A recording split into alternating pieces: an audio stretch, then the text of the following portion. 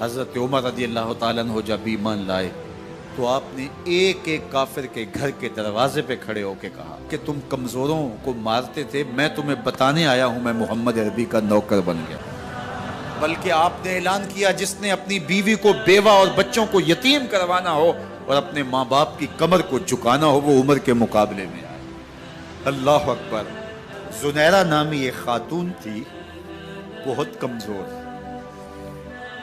راوی کہتا ہے کہ اس کی ہڈیوں میں گودا نہیں تھا، عشق رسول تھا، اور اس کا ظالم آقا اس کو مارتا ہے، اور جب مار مار کے تھک جاتا ہے ادھر سے عمر آ رہے ہیں، یہ اسلام لانے کی پہلے کی کہانی ہے، ادھر سے عمر آ رہے ہیں تو اس نے کہا عمر تم جوان آدمی ہو تو یہ چھوڑتی نہیں ہے اپنے نبی کا نام، ذرا تم آؤ۔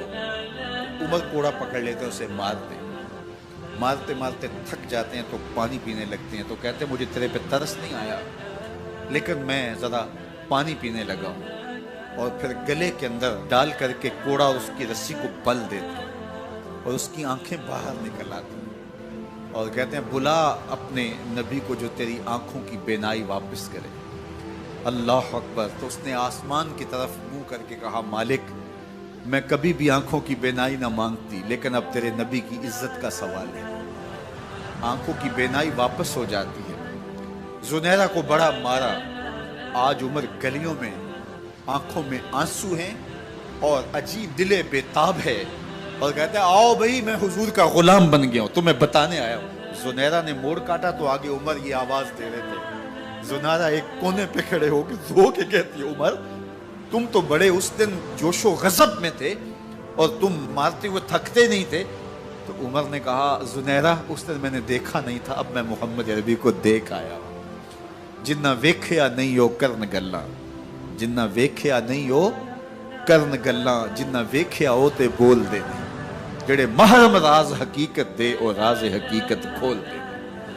تو حضرت عمر رضی اللہ تعالیٰ عنہ ایمان لائے۔ حضرت عبداللہ ابن مسعود رضی اللہ تعالیٰ عنہ فرماتے ہیں کہ حضرت عمر کا ایمان لانا مسلمانوں کے لیے عزت کا سبب تھا، ان کا ہجرت کرنا مسلمانوں کی نصرت تھی اور ان کی خلافت مسلمانوں کے لیے رحمت تھی۔ حضرت عمر رضی اللہ تعالی عنہ وہ ہیں کہ میرے حضور نے فرمایا لوگوں جب نیک لوگوں کا ذکر کرو تو میرے عمر کا تذکرہ ضرور کیا کرو۔ میرا عمر وہ ہے کہ جب وہ ایک سمت سے آ رہا ہو، ایک گلی اور بازار سے آ رہا ہو تو شیطان بھی آ رہا ہو عمر کو دیکھ کے راستہ تبدیل کر لیتا ہے۔ حضرت عمر رضی اللہ تعالی عنہ کی طبیعت کے اندر جو جاہ و جلال تھا، طبیعت کے اندر جو سختی تھی، وہ اسلام کے اندر آ کر بھی قائم ہے، اور آپ نے وہی سختی، وہی جاہ و جلال جو پہلے مسلمانوں کے خلاف تھا اب کفار کے خلاف، منافقین کے خلاف، حضرت عمر کی طبیعت کے اندر وہ جوش و خروش بدستور موجود ہے۔ لیکن جس دن آپ خلیفہ بنے تو اس دن آپ نے ممبر پہ چڑھ کے جو خطبہ دیا اس میں کہا لوگوں میں سخت اس لیے تھا کہ رسول اللہ نرم تھے، پھر میں سخت اس لیے تھا کہ حضرت ابو بکر صدیق نرم تھے، اب میں تخت خلافت پہ بیٹھا ہوں، اب میری سختی جو ہے وہ نرمی میں تبدیل ہو گئی، صرف فاسقوں، فاجروں اور باغیوں کے لیے میں سخت ہوں، باقی تمہارے لیے نرم ہوں۔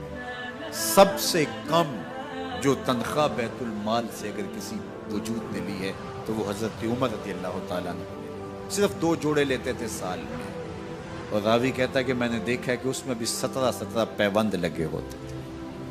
حضرت عمر رضی اللہ تعالیٰ عنہ کا طرز زندگی، آپ کا انداز معاشرت اور آپ کا انداز خلافت، ہر لمحہ آپ کی زندگی کا اٹھا کے دیکھیے کتنی مرتبہ قرآن حضرت عمر کی رائے کے مطابق نازل ہے۔ اللہ تعالیٰ جل شانہ نے ان کو صاحب الہام بنایا تھا۔ ہر امت میں کوئی صاحب الہام ہوتا ہے، حضور کی امت کا صاحب الہام حضرت عمر رضی اللہ تعالیٰ، اور آقا کریم نے انہیں اپنا وزیر قرار دیا، فرمایا میرے 2 وزیر آسمانوں میں ہیں، 2 وزیر زمینوں میں ہیں، آسمانوں کے وزیر جبرائیل اور میکائیل ہیں اور زمین کے وزیر ابو بکر اور عمر رضی اللہ تعالی عنہما۔ ایک دن حضرت عمر بیٹھ کے رو رہے تھے تو کسی نے کہا حضرت رو کیوں رہے ہیں؟ فرمایا کہ میں اس لیے رو رہا ہوں کہ فلاں پل سے بکریاں گزری ہیں، تو پل کے اندر شکستگی تھی، ٹوٹا ہوا تھا پل درمیان میں، اس میں ایک بکری کی ٹانگ ٹوٹ گئی ہے، تو میں ڈرتا ہوں کہ میرا رب یہ نہ پوچھے کہ عمر تو نے پل صحیح تعمیر نہیں کروائے تھے کہ ایک بکری کی ٹانگ کیوں ٹوٹی ہے۔ یہ ہیں حضرت عمر رضی اللہ تعالی عنہ۔ اللہ اکبر۔ تو اللہ تعالیٰ جل شانہ نے حضرت سیدنا عمر بن خطاب رضی اللہ تعالیٰ عنہ سے جو کام لیا، مختصر دور خلافت کے اندر 10 سال 6 ماہ 4 دن آپ نے خلافت فرمائی ہے، لیکن کہاں سے چلے اور یہاں مکران تک، بلوچستان کا حصہ ہے، یہاں تک آپ کے سلطنت کی حدود وسیع ہوئی، ادھر آرمینیا تک جا پہنچے، حمص فتح کیا، قادسیہ، یرموک۔ آپ ذرا دیکھیے کہ کہاں تک آپ کی فوجوں کے گھوڑے دوڑتے رہے، اور اللہ تعالیٰ جل شانہ نے ان کو جو توانائی، عدل و انصاف کی قوت عطا فرمائی۔ اللہ اکبر۔ جب زمین پہ عدل کیا ہو تو زمین بھی حکم مانتی ہے، اور حضرت عمر وہ تھے جن کا حکم ہوائیں بھی مانتی تھی، زمین بھی مانتی تھی، جن کا حکم جو ہے وہ آگ بھی تسلیم کرتی تھی اور دریا بھی ان کا حکم مانا کرتے تھے۔ مصر کے اندر یہ رسمیں بد جاری تھی کہ سال کے بعد ایک دوشیزہ کو زیورات پہنا کے اچھے لباس میں ملبوس کر کے دریا کی بھیڑ چڑھایا جاتا، اس کی قربانی دی جاتی، اس کا خون بہتا تو دریا چلتا۔ جب مسلمانوں نے مصر فتح کیا تو گورنر نے لکھا کہ اسلام تو اس طرح کی رسوم کی اجازت نہیں دیتا، لیکن خشک سالی ہے، لوگوں کی فصلیں ویران پڑی ہے، تو حضرت کیا کیا جائے؟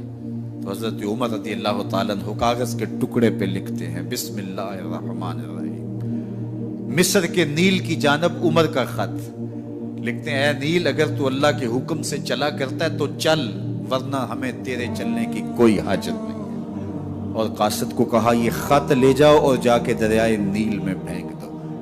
قاصد جا کے خط دریائے نیل میں پھینک دیتا ہے، پانی آتا ہے، ایسا دریائے نیل چلا، 14 صدیاں ہوئی ہیں آج تک کبھی بند ہی نہیں ہوا۔ دریا حکم مانتے، آگ نکلتی ہے۔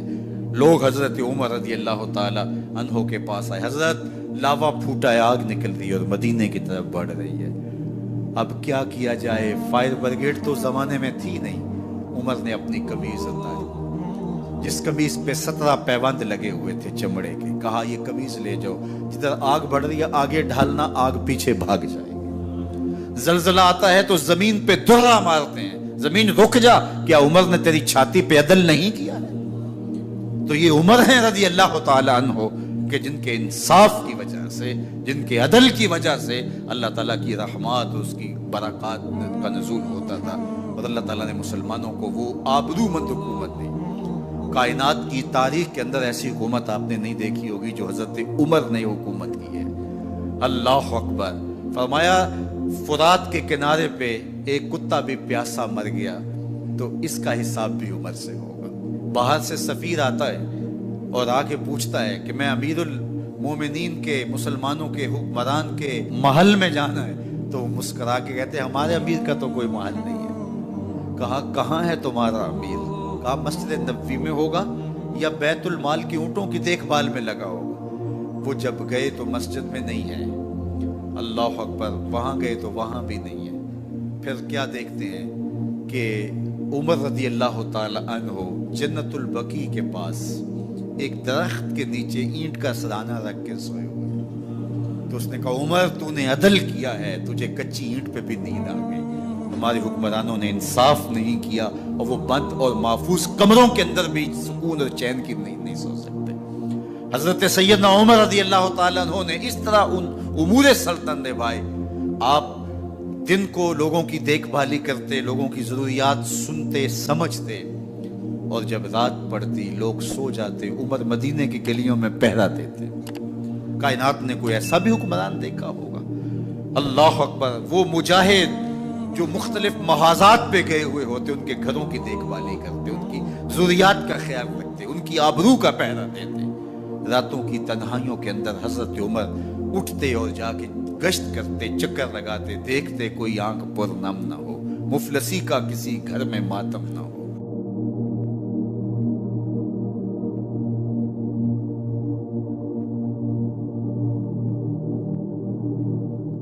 حضرت عمر کے زمانے میں اسلامی حدود 23 लाख मुरब्बा मील तक फैल गई हैं। मावराउ नहर का इलाका भी फतह हो गया, उधर आर्मीनिया तक पहुंचे। ये थोड़े से अरसे के अंदर अजीमतों की कैसी दास्तां रकम की। इकबाल तड़प के कहते हैं, दिए जाने कभी यूरोप के कलीसाओं में, कभी अफ्रीका के तपते हुए सहराओं में, दश्तो दश्त दरिया भी न छोड़े हमने, बहरे जुल्मात में दौड़ा दिए घोड़े हमने। हुक्मरान तो वो थे लोगों की दहलीज पे अमन देने वाले, लोगों की चौखट पे जो है वो नूर बांटने वाले। हजरत उमर दिन को तख्ते हुकूमत पे बैठते थे और उनका तख्त को सोने जबरजद का नहीं था, मस्जिद नबवी की चटाई थी, और सारा दिन वहां बैठ के लोगों की बातें सुनते। और जब रात के अंधेरे गहरे होते, उमर भेष बदल के मदीने की गलियों का गश्त करते। कहा, तुम्हारे घर से धुआं निकल रहा है और बच्चे रो रहे हैं, उनको खाना क्यों नहीं देती? कहने लगी, उमर की जान को रो रही। उमर के पांव तले से जमीन निकल गई। कहा, क्या हुआ? कहा, 3 दिन से हमारे यहां खाने के लिए कुछ नहीं है, रोजाना बच्चे रोते हैं और मैं हंडिया के अंदर पत्थर डाल करके नीचे से आग डालती रहती हूँ कि बच्चे इंतजार कर करके सो जाएंगे। कम वक्त सो भी नहीं रहे और वो पत्थर पकेंगे भी क्या, और मैं उमर की जान को रो रही हूं। हजरत उमर का कलेजा दहलने लगा। फौरन पलटे वापस बैतुल माल में आए, घी का एक कनस्तर लिया, आटे की बोरी ली, मिर्च मसाला जात बहुत कुछ उठाया, अपने कंधे पे रखा, बोरी अपनी कमर पे ला दी। उमर बैतुल माल से निकले तो आपके खादम असलम ने देख लिया, आगे बढ़ा, कहा, मेरे आका मैं उठाता हूं। उमर की आंखों में आंसू है। कहा, असलम कयामत के दिन मेरा बोझ उठा लोगे? कहा, कयामत के दिन तो अपना अपना बोझ उठाना पड़ेगा। कहा, उमर को आज अपना ही उठाने दो। हजरत उमर वो घी का कनस्तर और वो आटे की बोरी सर पे उठाए हैं और उस खातून के घर जाते हैं और दस्तक देते हैं। वो जब देखती है उसकी जान में जान आ जाती है। कहा, जल्दी जल्दी आटा गूंदो, और उमर सब्जी काटने लग जाते हैं। हजरत उमर रदी अल्लाह ताला अन्हो सब्जी तैयार कर देते, उधर आटा गूंद जाता है और फिर ऊपर चूल्हा रखा जाता है, चूल्हे के अंदर आग रखी जाती है, वो खाना पकाने लगती है, आग बुझती है। तारीख ने लिखा है, आग बुझने लगती है, उमर झुक करके फूंके मारता है। उमर झुक झुक के फूंके मारता है। खाना पक गया और बच्चों के सामने खाना रख दिया, बच्चे खा रहे हैं। अब बच्चे रो रो के निढाल हो चुके थे। हजरत उमर अपने हाथों को और अपने घुटनों को और अपने पांव को जमीन पे लगा के, जिस तरह बकरी का बच्चा चलता है, वेड़े के अंदर कभी इधर चलते हैं कभी इधर चलते हैं, ताकि बच्चे मुझे देख के खुश हों और दिल में कहते, उमर जितना रुलाया है अब इतना हंसाना भी पड़ेगा। तो कभी उमर अमीरुल मोमिनीन, ये मैं किसी आज के जो है वो लोगों के वोटों पे मुंतखब होने वाले हुक्मरान की कहानी नहीं सुना रहा, मैं उस उमर की कहानी सुना रहा हूं जो 23 लाख मुरब्बा मील का हुक्मरान है, आधी दुनिया का बादशाह है। हजरत उमर जो है जिस तरह बकरी का बच्चा चलता है, इस तरह अपने हाथ और अपने घुटने जमीन पे टेक करके जो है वो इस तरह चलते हैं। बच्चे उमर को देख के मुस्कुराते हैं। जब बच्चे मुस्कुराने लगे तो हजरत उमर ने उस खातून से कहा, बुढ़िया उमर को माफ कर दे। उसने कहा, तू इतनी हमदर्दी क्यों करता है? कहा, उमर बेचारा बड़ा फंसा हुआ है, फिक्र है उसको यरमूक को, फुस्तातो हुलवान की, जब फतह है मिस्र तो तैयारी है ईरान की, आते जाते वफद से मुलाकात भी करता होगा और शब को मालूम हालात भी करता होगा, कांटों में उलझी हुई बेचारे की जान है, नींद उसको भी आती है, आखिर वो इंसान है, मेरी बहन उमर को माफ कर दे। उसने कहा, नाना उमर की बात मेरे सामने न कर, कयामत का दिन होगा, उमर का गिरेबान होगा और मेरा हाथ होगा। जब उसने ये बात कही तो उमर बर्दाश्त न कर सके, बच्चों की तरह बिलक बिलक कर रोने लगे। कहा, वो बदनसीब उमर तेरे सामने है, आज ही कहला जो कहना है, कयामत के दिन मुझे माफ रखना। उसने कहा, तू उमर है? कहा, बदनसीब उमर तेरे सामने खड़ा हूं। मेरे उमर कहते हैं, अगर दजला के किनारे एक बकरी का बच्चा भी प्यासा मर गया, उसका हिसाब भी उमर से लिया जाएगा। अब्दुल्ला बिन उमर और उबैदुल्ला बिन उमर बसरा से गुजर रहे थे एक जंग से वापसी पर, तो हाकिम बसरा ने आपको कुछ पैसे दिए कि ये माले गनीमत में जाके जमा करवा देना, और फिर खुद ही मशवरा दिया कि इराक के अंदर फलां फलां चीज बहुत सस्ती मिल जाती है और हिजाज में इन चीजों की कीमत ज्यादा है, तो अगर आप ऐसा कर लें कि ये इन पैसों से खरीद लें اور جا کے مدینہ المنورہ میں فروخت کر دیں، تو جو زائد پیسے آپ کمائیں گے وہ آپ کے ہوئے، اور یہی اشرفیاں جو میں نے دی ہیں آپ کو، اتنی اشرفیاں بیت المال میں جمع کروا دینا۔ تم نے محنت کی ہوگی، تجارت کی ہوگی، تو جتنے بچیں گے وہ آپ کے ہوں گے۔ تو انہوں نے کہا بہت اچھا، وہاں سے مال خرید لیا، مدینہ المنورہ میں آ کے بیچ دیا۔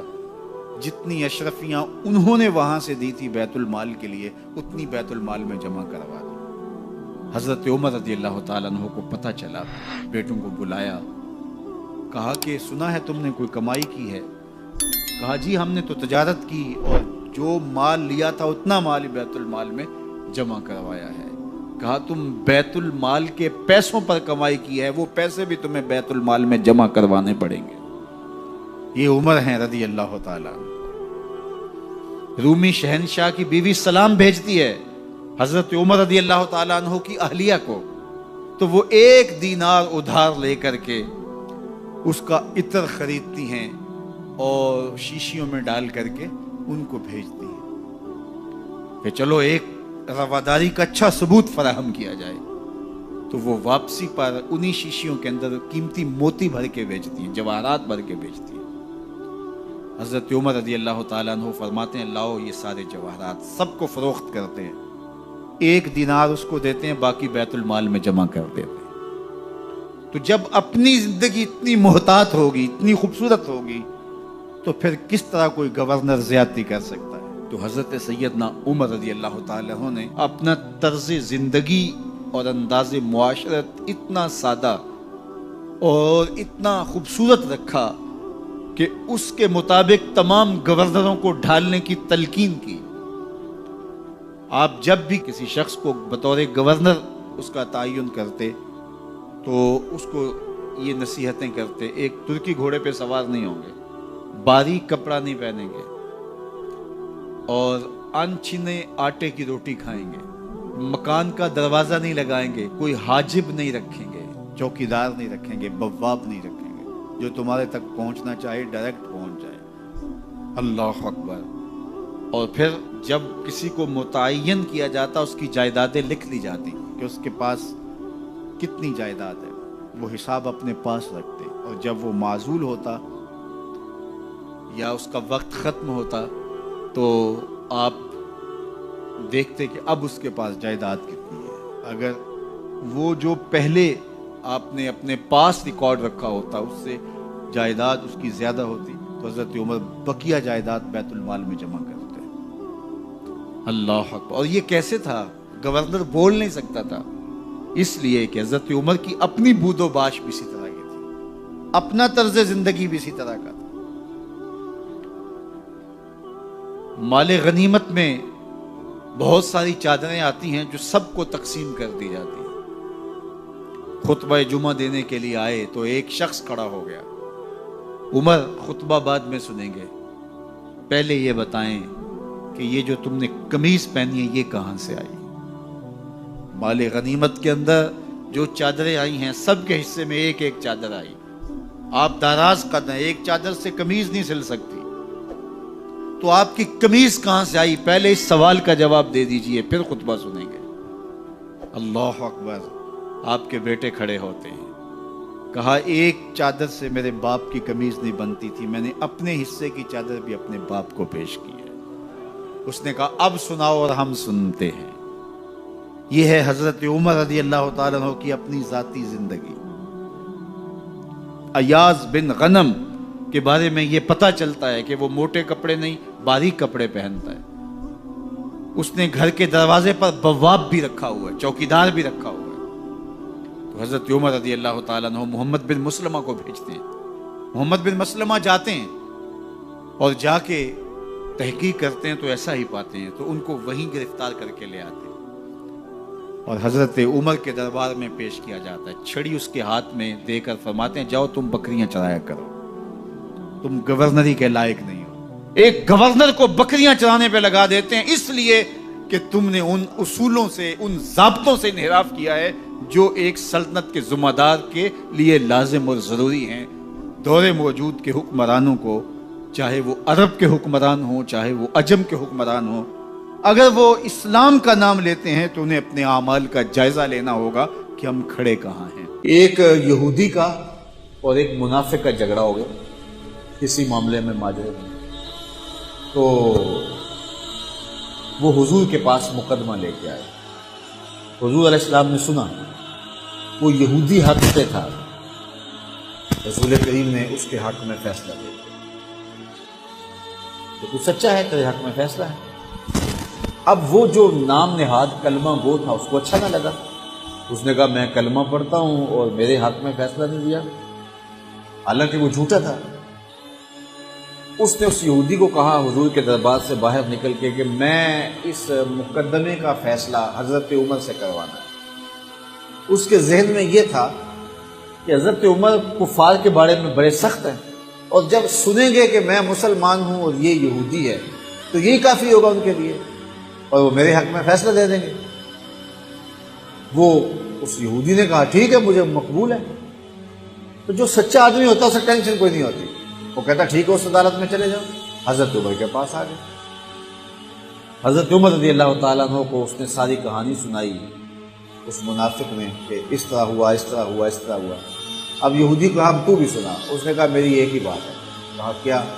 کہا اس مقدمے کا فیصلہ دربار رسالت سے میرے حق میں ہو چکا ہے۔ حضرت عمر حیرت زدہ ہو گئے اور اس نام نہاد کلمہ گو سے پوچھا یہ سچ کہہ رہے؟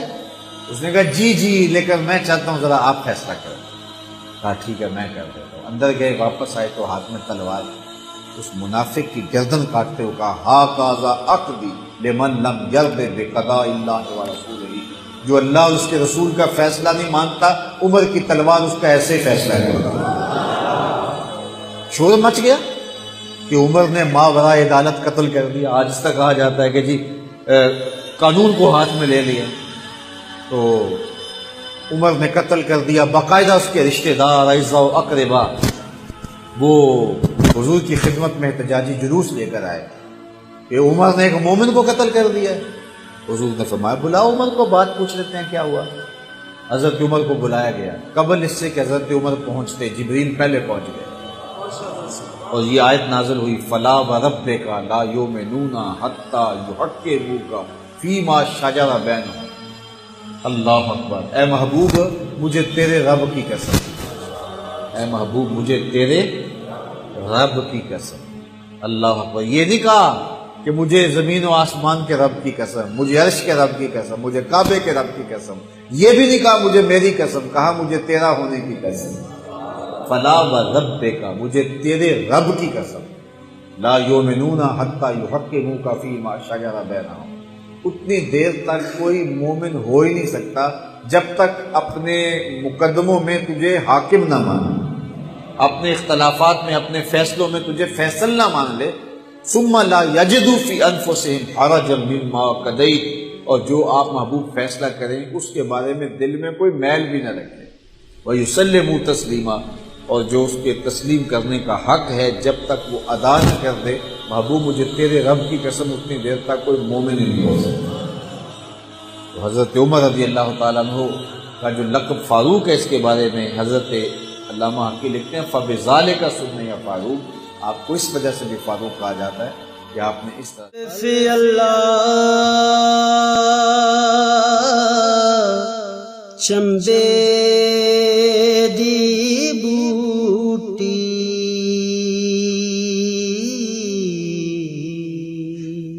رشد من وچ لائی